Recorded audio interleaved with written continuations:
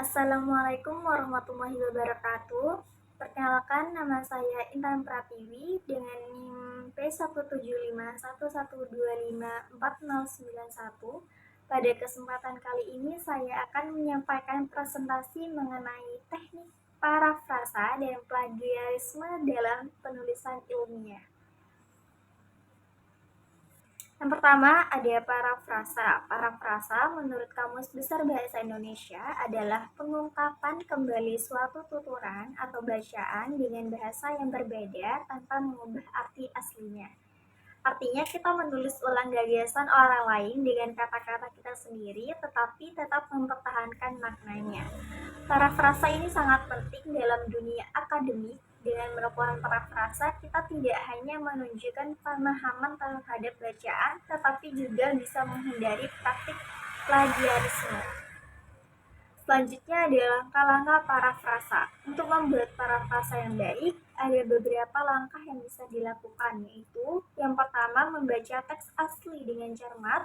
Kedua, menangkap gagasan utama dari bacaan. Ketiga, menulis kembali dengan bahasa sendiri. Yang keempat, mengubah struktur kalimat, misalnya dari aktif menjadi pasif. Yang kelima, membandingkan hasil parafrasa dengan teks asli untuk memastikan maknanya tidak berubah. Yang keenam, dan yang paling penting, tetap mencantumkan sumber meskipun sudah diparafrasakan. Sebagai contoh sederhana, teks aslinya, plagiarisme dapat merusak reputasi akademik seseorang. Parafrasanya, perbuatan plagiarisme bisa menurunkan kepercayaan masyarakat terhadap reputasi akademik penulis. Di sini makna tetap sama, hanya bahasanya yang berbeda. Selanjutnya ada plagiarisme.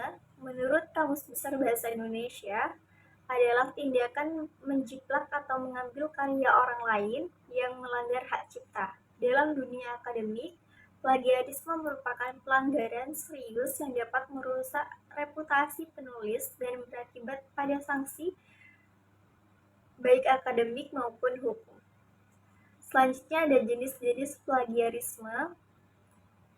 Yang pertama ada plagiarisme langsung, adalah menyelin teks secara utuh tanpa mencantumkan sumber.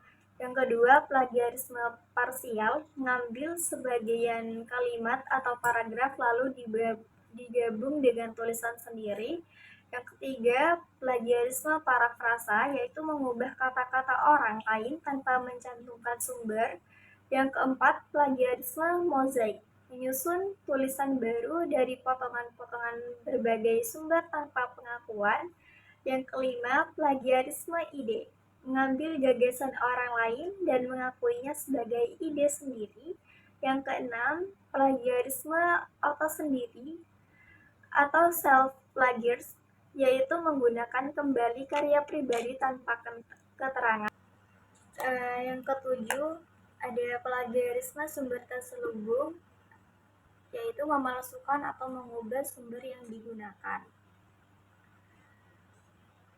Yang selanjutnya ada etika penulisan ilmiah. Untuk menghindari plagiarisme, ada beberapa etika yang harus dipatuhi dalam menulis karya ilmiah. Yang pertama, selalu mencantumkan sumber. Yang kedua, menulis ulang dengan bahasa sendiri. Yang ketiga, menggunakan tanda kutip untuk kutipan langsung. Yang keempat, ada menyusun daftar pustaka sesuai aturan. Yang kelima, mengutamakan analisis pribadi, bukan hanya rangkuman. Yang terakhir, menggunakan aplikasi pengecek plagiarisme sebelum publikasi.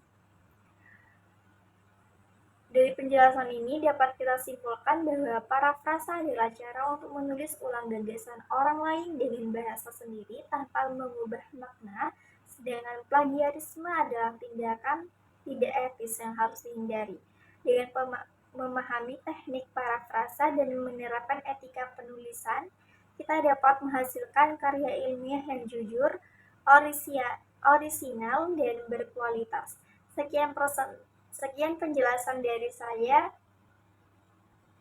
Wassalamualaikum warahmatullahi wabarakatuh.